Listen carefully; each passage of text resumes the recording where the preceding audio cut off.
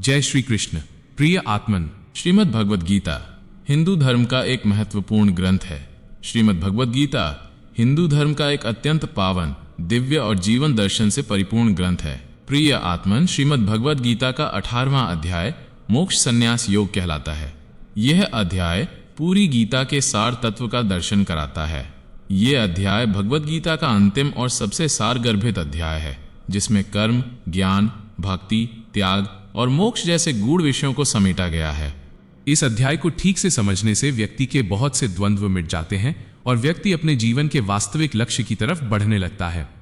यह महाभारत के भीष्म पर्व में भगवान श्री कृष्ण द्वारा अर्जुन को दिए गए उपदेशों का सार है, जो केवल एक योद्धा को नहीं बल्कि समस्त मानवता को जीवन का मार्ग दिखाता है।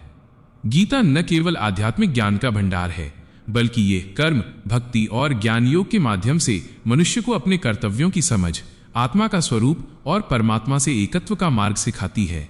इसमें बताया गया है कि कर्म करो, फल की चिंता मत करो। ये सिद्धांत आज के जीवन में भी उतना ही प्रासंगिक है। गीता जीवन के हर मोड़ पर आने वाले द्वंद्व, संशय और मोह को दूर कर हमें आत्मबल, स्पष्ट सोच और धर्म के मार्ग पर चलने की प्रेरणा देती है। यह ग्रंथ न किसी विशेष धर्म का है, न किसी एक समय का, बल्कि ये संपूर्ण मानवता के लिए कालजयी संदेश है। श्री गीता का अध्ययन मनुष्य को जीवन में संतुलन बनाए रखने, कठिनाइयों से लड़ने और सत्य के मार्ग पर चलने की प्रेरणा देता है। इसलिए यह न केवल धार्मिक बल्कि व्यावहारिक जीवन के लिए भी अत्यंत महत्वपूर्ण है। भगवान श्री कृष्ण द्वारा अर्जुन को दिया गया उपदेश हर व्यक्ति के लिए जीवन के संघर्षों में मार्गदर्शक है। और आज के इस वीडियो में भगवान श्री कृष्ण द्वारा कहे गए और श्री वेद व्यास जी द्वारा लिखित उन वचनों को यथावत, बिना किसी बनावट के यथार्थ रूप में रखा गया है। आज इस संपूर्ण अध्याय का हिंदी भावार्थ इस वीडियो में आपको मिलेगा। आप इसे थोड़ा धीरज रखकर पूरा सुनेंगे तो आपके मन में चल रहे बहुत से संशय मिट जाएंगे और गीता पाठ का पूर्ण फल भी आपको प्राप्त होगा। आत्मन, श्री गीता के 18वें अध्याय के पहले श्लोक में कर्म क्षेत्र के मैदान में खड़े अर्जुन भगवान श्री कृष्ण से कहते हैं कि संन्यासस्य महाबाहो तत्त्वमिच्छामि वेदितुम् त्यागस्य च ऋषिकेश पृथक्केशिनि शूदन। अर्जुन पूछते हैं कि हे महाबाहो, हे अंतर्यामिन, हे वासुदेव, मैं संन्यास और त्याग के तत्व को पृथक पृथक जानना चाहता हूं। तब भगवान श्री कृष्ण श्लोक 2 से लेकर श्लोक 4 तक में जो कहते हैं उसे आप ध्यान से सुनिए। काम्यानां कर्मणा न्यासम संन्यासम कवयो विदुः सर्वकर्म फल त्यागम प्राहुस्त्यागम विचक्षणाः। भगवान कहते हैं कि कितने ही पंडित जन तो काम्य कर्मों को अर्थात स्त्री, पुत्र और धन आदि प्रिय वस्तुओं की प्राप्ति के लिए तथा रोग संकट आदि की निवृत्ति के लिए जो यज्ञ, दान, तप और उपासना आदि कर्म करते हैं, उनके त्याग को ही संन्यास समझते हैं। कई लोग तो केवल धन के त्याग को ही संन्यास समझते हैं तथा दूसरे कई विचार कुशल पुरुष सब कर्मों के फल के त्याग को त्याग कहते हैं, अर्थात ईश्वर की भक्ति, देवताओं का पूजन, माता पिता आदि गुरुजनों की सेवा, यज्ञ, दान और तप तथा वर्णाश्रम के अनुसार आजीविका द्वारा गृहस्थ का निर्वाह एवं शरीर संबंधी खान पान इत्यादि जितने कर्तव्य कर्म हैं, उन सब में इस लोक और परलोक की संपूर्ण कामनाओं का त्याग कर देना, अर्थात निष्काम होकर बिना किसी फल की इच्छा के अपने सभी कर्तव्य कर्मों को करते जाना। कई एक विद्वान ऐसा कहते हैं कि कर्म मात्र दोष युक्त हैं, इसलिए वे त्यागने के योग्य हैं, और दूसरे कई विद्वान यह कहते हैं कि यज्ञ, दान और तपरूप कर्म त्यागने योग्य नहीं हैं। लेकिन हे पुरुष श्रेष्ठ अर्जुन, संन्यास और त्याग, इन दोनों में से पहले त्याग के विषय में तू मेरे निश्चय किए हुए विचार को सुन, क्योंकि त्याग भी सात्विक, राजस और तामस भेद से 3 प्रकार का कहा गया है। फिर भगवान 5वें और 6ठे श्लोकों में कहते हैं कि यज्ञ, दान और तपरूप कर्म त्याग करने के योग्य नहीं हैं, बल्कि वे तो अवश्य कर्तव्य हैं, क्योंकि यज्ञ, दान और तप ये तीनों ही कर्म बुद्धिमान पुरुषों को पवित्र करने वाले हैं। अब यहाँ बुद्धिमान मनुष्य उसे कहा गया है जो फल और आसक्ति को त्याग कर केवल भगवान के लिए कर्म करता है। इसलिए हे पार्थ, इन यज्ञ, दान और तपरूप कर्मों को तथा और भी संपूर्ण कर्तव्य कर्मों को आसक्ति और फलों का त्याग करके अवश्य करना चाहिए। यह मेरा निश्चय किया हुआ उत्तम मत है। फिर 7वें श्लोक में कहते हैं कि निषिद्ध और काम्य कर्मों का तो स्वरूप से त्याग करना उचित ही है, परंतु नियत कर्म का स्वरूप से त्याग करना उचित नहीं है। इसलिए मोह के कारण उसका त्याग कर देना तामस त्याग कहा गया है। जैसे संत रविदास का जन्म एक चर्मकार के घर में हुआ था और उनके लिए चमड़े का काम नियत कर्म था, लेकिन अगर वे उसे निषिद्ध समझकर उसे छोड़कर किसी दूसरे कर्म में प्रवृत्त होते तो यह तामस त्याग हो जाता। यहाँ ध्यान देने योग्य बात यह है कि अपना कर्तव्य कर्म भले ही देखने में निषिद्ध बुरा लग रहा हो, लेकिन उसको छोड़ देना तामसी प्रवृत्ति में आ जाता है, जो अपने भविष्य के लिए अच्छा नहीं है, क्योंकि तामसी प्रवृत्तियों का फल भी तमस ही होगा, जो और गड्ढे में गिरने जैसा होगा। अतः कुदरत द्वारा जो भी नियत किया गया है उसे ही पूर्ण निष्ठा और समर्पण के साथ करना ही मनुष्य का परम धर्म है। फिर भगवान श्री कृष्ण श्लोक 9 से 13 तक के श्लोकों में कहते हैं कि जो कुछ कर्म है वो सब दुख रूप ही है। ऐसा समझकर यदि कोई शारीरिक क्लेश के भय से या परिश्रम के कारण अपने कर्तव्य कर्मों का त्याग कर दे तो ये राजस त्याग कहा जाता है।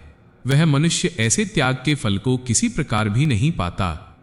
हे अर्जुन, जो मनुष्य शास्त्र सम्मत कर्म करना अपना कर्तव्य समझता है और इसी भाव से आसक्ति और फल का त्याग करके करता है, उसका त्याग ही सात्विक त्याग माना गया है। जो मनुष्य कुशल कर्म से तो द्वेष नहीं करता और कुशल कर्म में आसक्त नहीं होता, वो शुद्ध सत्वगुण से युक्त पुरुष, संशय रहित, बुद्धिमान और सच्चा त्यागी है।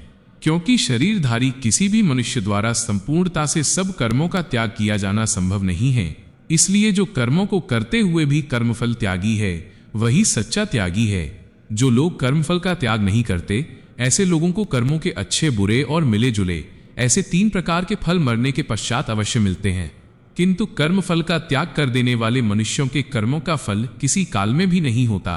अर्थात जो लोग कर्मफल का त्याग कर कर्म करते हैं उनके अच्छे या बुरे कर्मों का कोई फल ही उत्पन्न नहीं होता। ऐसे लोग चाहे कितनी भी हत्या करते हुए दिखेंगे, जैसे युद्ध भूमि में योद्धा, लेकिन उसका कोई फल उन्हें नहीं भोगना होगा, जैसे हनुमान जी, राम जी और श्री कृष्ण। यही कर्मातीत की स्थिति है। इस स्थिति में बड़े बड़े संत और महात्मा स्थित होते हैं।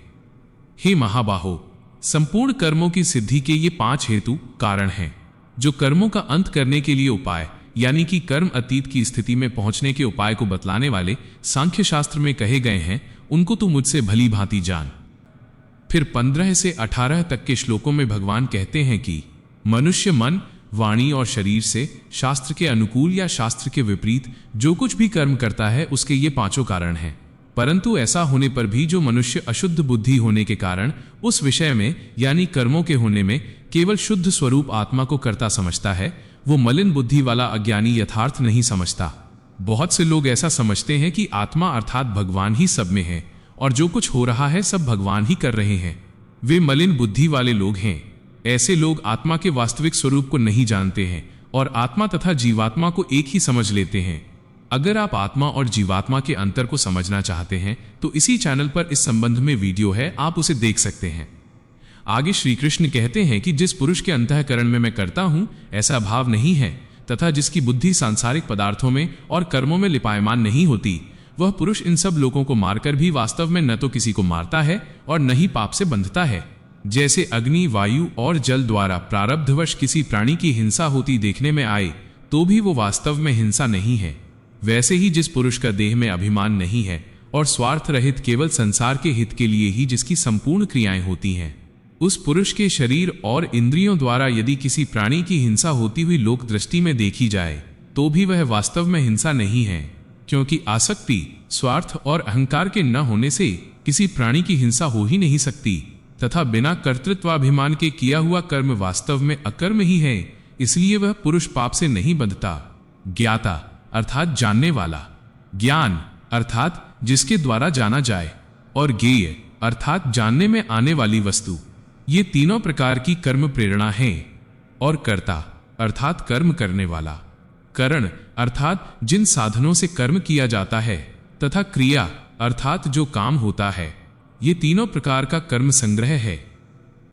श्लोक 19 से लेकर श्लोक 28 तक भगवान तीनों गुणों के अनुसार ज्ञान, कर्म, कर्ता, बुद्धि, धृति और सुख के पृथक पृथक भेद को बताते हुए कहते हैं कि ज्ञानम कर्म च कर्ता च त्रिधैव गुण भेदतः प्रोच्यते गुण संख्याने यथा वक्ष्णुतान्यपि। गुणों की संख्या करने वाले शास्त्र में ज्ञान और कर्म तथा कर्ता को गुणों के भेद से 3-3 प्रकार के कहे गए हैं, उनको भी तू मुझसे भली भांति सुन और समझ ले। भगवान कहते हैं कि जिस ज्ञान से मनुष्य पृथक पृथक सब भूतों में एक ही अविनाशी परमात्म भाव को संभाव से स्थित देखता है, उस ज्ञान को तू सात्विक समझ। किंतु जो ज्ञान अर्थात जिस ज्ञान के द्वारा मनुष्य संपूर्ण भूतों में भिन्न भिन्न प्रकार के नाना भावों को अलग अलग जानता है, उस ज्ञान को तू राजस समझ।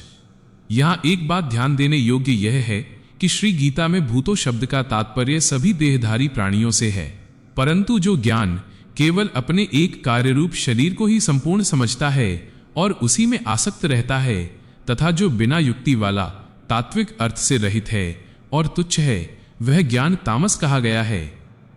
जो कर्म शास्त्र विधि से नियत किया हुआ है और कर्तापन के अभिमान से रहित है तथा फल न चाहने वाले पुरुष द्वारा बिना राग द्वेष के किया गया हो, वह सात्विक कर्म कहा जाता है।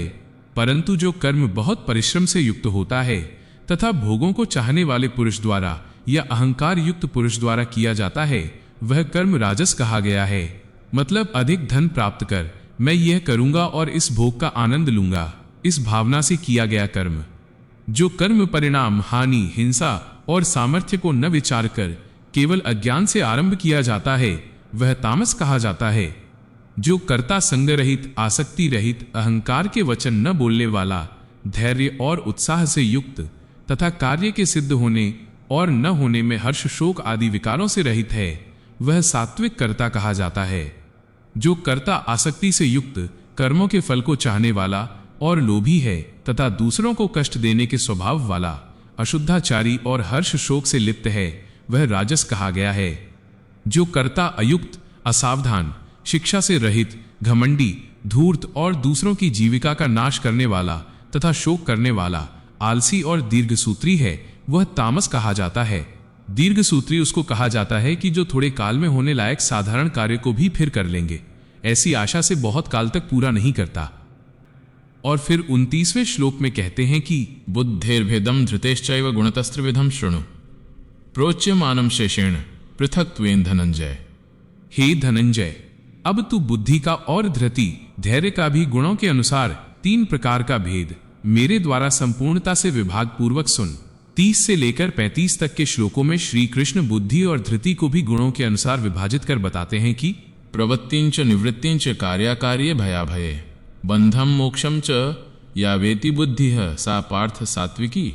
अर्थात हे पार्थ, जिस बुद्धि से मनुष्य प्रवृत्ति मार्ग अर्थात गृहस्थ में रहते हुए फल और आसक्ति को त्याग कर भगवत अर्पण बुद्धि से केवल लोक शिक्षा के लिए राजा जनक की भांति कर्मों में लगा रहता है, और निवृत्ति मार्ग अर्थात देहाभिमान को त्याग कर केवल सच्चिदानंद घन परमात्मा में एक ही भाव स्थित हुए श्री सुखदेव जी और सनकादिकों की भांति संसार से उपराम होकर विचरते रहते हैं।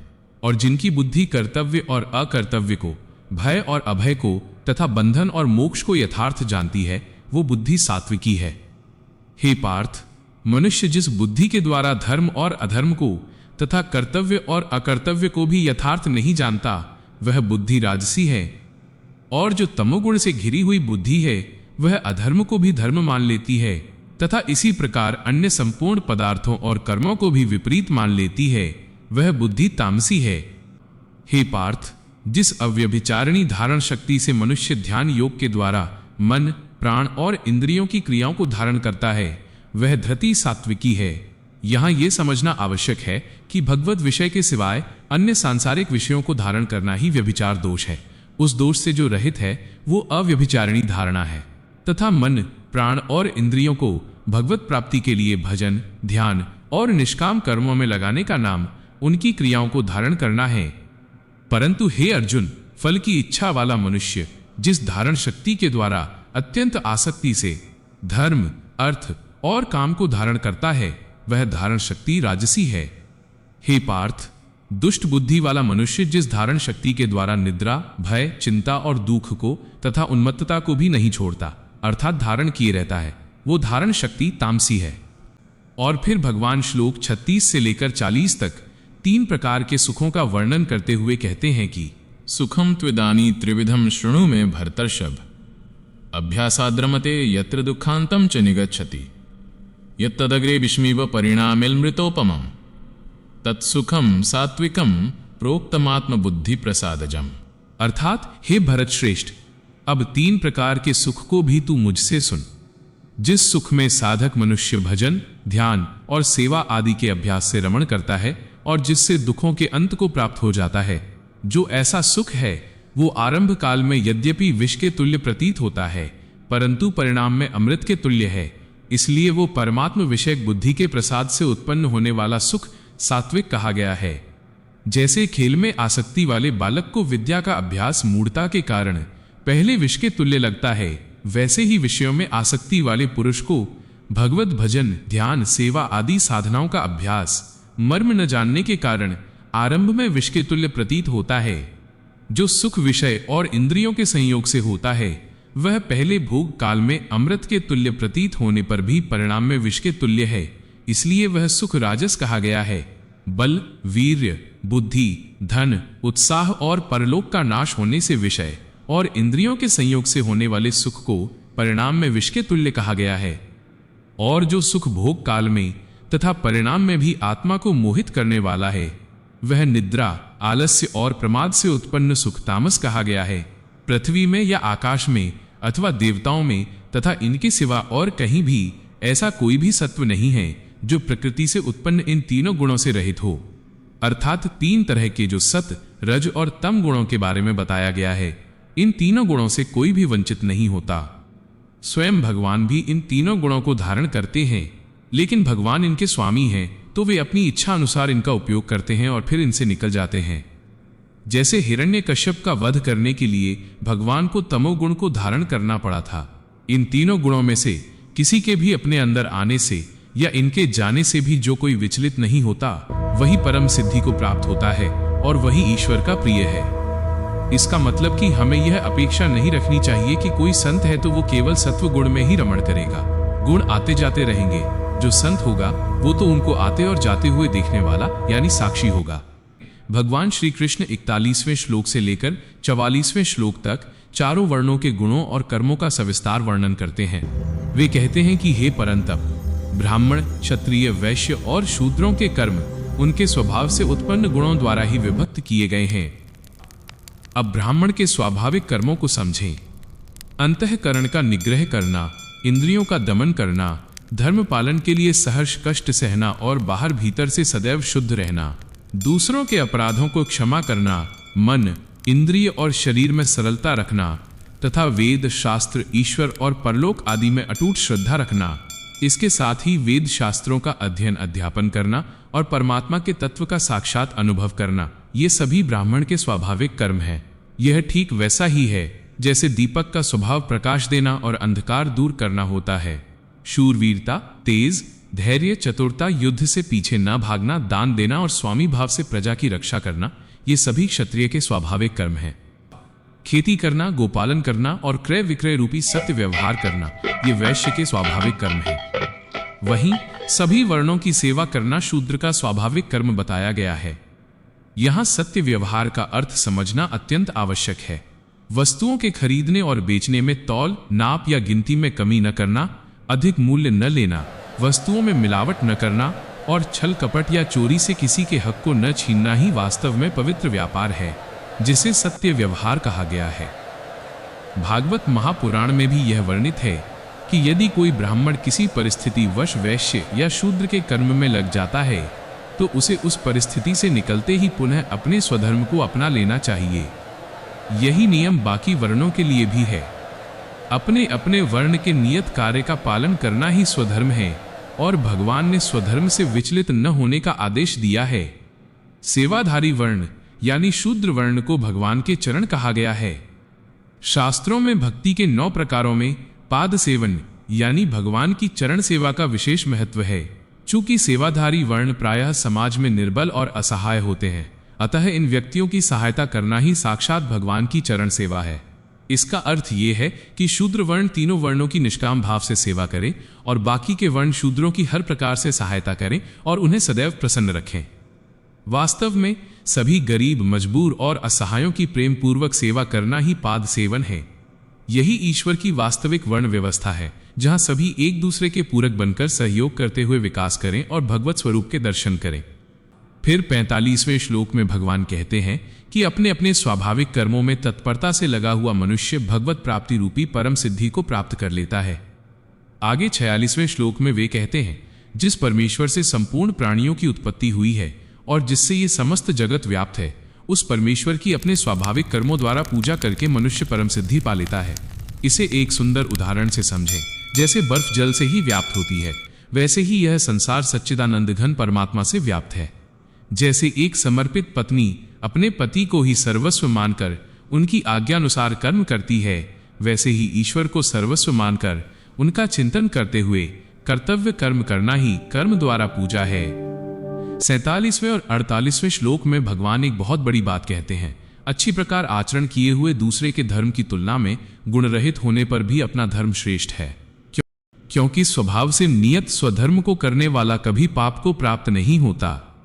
हे कुंती पुत्र, दोषयुक्त होने पर भी अपने सहज कर्मों का त्याग नहीं करना चाहिए। जैसे अग्नि के साथ धुआं हमेशा रहता है, वैसे ही संसार के सभी कर्म किसी न किसी दोष से युक्त होते हैं। यह सोचना गलत है कि ये कर्म अच्छा है या वो बुरा।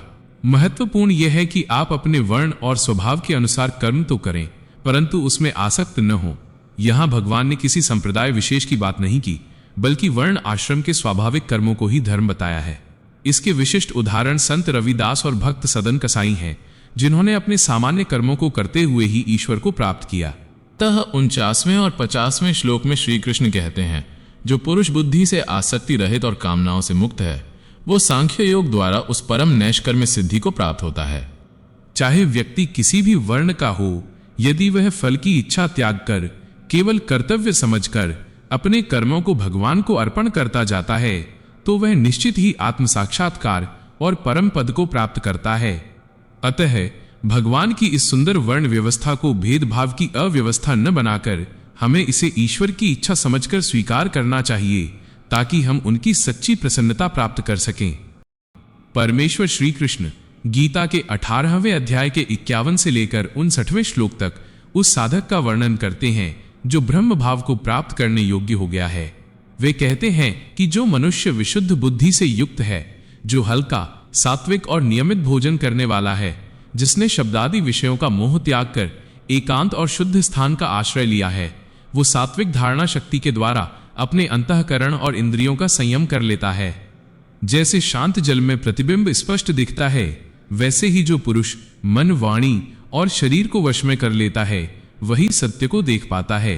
राग और द्वेष को सर्वथा नष्ट कर भली भांति दृढ़ वैराग्य का आश्रय लेने वाला तथा अहंकार, बल, घमंड, काम, क्रोध और परिग्रह का त्याग करके जो निरंतर ध्यान योग के परायण रहता है, वह ममता रहित और शांत पुरुष ही उस सच्चिदानंद घन ब्रह्म में विलीन होने का पात्र बनता है। इसके पश्चात वह सच्चिदानंद घन ब्रह्म में एक ही भाव से स्थित प्रसन्न मन वाला योगी न तो किसी के लिए शोक करता है और न किसी की आकांक्षा ही करता है। जैसे सागर की लहरें सागर में ही समा जाती हैं, वैसा ही वह समस्त प्राणियों में संभाव रखने वाला योगी मेरी पराभक्ति को प्राप्त हो जाता है। ये पराभक्ति ही ज्ञान की वो पराकाष्ठा है, जिसे प्राप्त करने के बाद जगत में और कुछ जानना शेष नहीं रहता। इसी को ज्ञान की परानिष्ठा, परम नैष्कर्म्य सिद्धि और परम सिद्धि कहा गया है। भगवान आगे कहते हैं, उस पराभक्ति के माध्यम से वो भक्त मुझ परमात्मा को मैं जो हूं और जितना हूं ठीक वैसा का वैसा तत्व से जान लेता है, और उस परम ज्ञान से मुझे जानकर वह तत्काल ही मुझ में प्रविष्ट हो जाता है, अर्थात मेरा ही रूप हो जाता है। मेरा परायण हुआ कर्मयोगी तो अपने संपूर्ण कर्मों को सदा करता हुआ भी मेरी कृपा से उस सनातन अविनाशी परम पद को प्राप्त कर लेता है। इसलिए हे अर्जुन, तुम अपने सब कर्मों को मन से मुझे अर्पण कर दो। समबुद्धि रूप योग का अवलंबन लेकर सदैव मेरे शरणागत हो जाओ और निरंतर मुझ में चित्त लगाओ। यदि तुम मुझ में चित्त लगाओगे तो मेरी कृपा से संसार के समस्त संकटों को अनायास ही पार कर जाओगे, किंतु यदि अहंकार के वश होकर मेरे वचनों को नहीं सुनोगे तो तुम्हारा पतन निश्चित है, तुम परमार्थ से भ्रष्ट हो जाओगे। यदि अहंकार के कारण तुम यह मान रहे हो कि मैं युद्ध नहीं करूंगा, तो तुम्हारा ये निश्चय मिथ्या है, क्योंकि तुम्हारा क्षत्रिय स्वभाव तुम्हें विवश कर देगा और तुमसे जबरदस्ती युद्ध करवाएगा। श्लोक संख्या 60 से 63 तक भगवान कहते हैं, हे कुंती पुत्र, जिस कर्म को तुम मोह के कारण आज करना नहीं चाहते, उसे भी तुम अपने पूर्वकृत स्वाभाविक कर्मों से बंधे होने के कारण परवश होकर करोगे। हे अर्जुन, यह समझो कि जैसे एक यंत्र पर सवार पुतलियों को सूत्रधार नचाता है, वैसे ही संपूर्ण प्राणियों के हृदय में स्थित अंतर्यामी परमेश्वर अपनी माया से उनके कर्मों के अनुसार उन्हें इस संसार रूपी यंत्र में भ्रमण कराता है। इसलिए हे भारत, तू सब प्रकार से उस परमेश्वर की ही शरण में जा। उस परमात्मा की कृपा से ही तू परम शांति को और सनातन परम धाम को प्राप्त होगा। यहाँ शरणागति का अर्थ क्या है? लज्जा, भय, मान, बड़ाई और आसक्ति का त्याग करना, शरीर और संसार में अहंता ममता से रहित होना और केवल एक परमात्मा को ही अपना परम आश्रय, परम गति और सर्वस्व समझना। जैसे एक बालक अपनी माँ के आंचल में निर्भय रहता है, वैसे ही अनन्य भाव और श्रद्धा के साथ निरंतर भगवान के नाम, गुण और स्वरूप का चिंतन करना ही सच्ची शरणागति है। भगवान कहते हैं, इस प्रकार ये गोपनीय से भी अति गोपनीय ज्ञान मैंने तुमसे कह दिया है। अब तुम इस रहस्ययुक्त ज्ञान पर पूर्णतया विचार करो और फिर जैसा चाहते हो वैसा ही करो। देखिए, यहाँ भगवान सब कुछ समझाने के बाद भी अर्जुन को निर्णय लेने के लिए स्वतंत्र छोड़ देते हैं। वे सत्य थोपते नहीं बल्कि बोध जागृत करते हैं। अब 64वें से लेकर 72वें श्लोक तक भगवान अपने परम प्रिय मित्र अर्जुन से अंतिम शब्द कहते हैं, हे अर्जुन, तू मेरा अतिशय प्रिय है, इसलिए तेरे हित के लिए मैं फिर से परम गोपनीय वचन कहता हूं। तू मुझ में मन वाला हो, मेरा भक्त बन, मेरा पूजन कर और मुझको प्रणाम कर। ऐसा करने से तू मुझे ही प्राप्त होगा, यह मैं तुझसे सत्य प्रतिज्ञा करता हूं।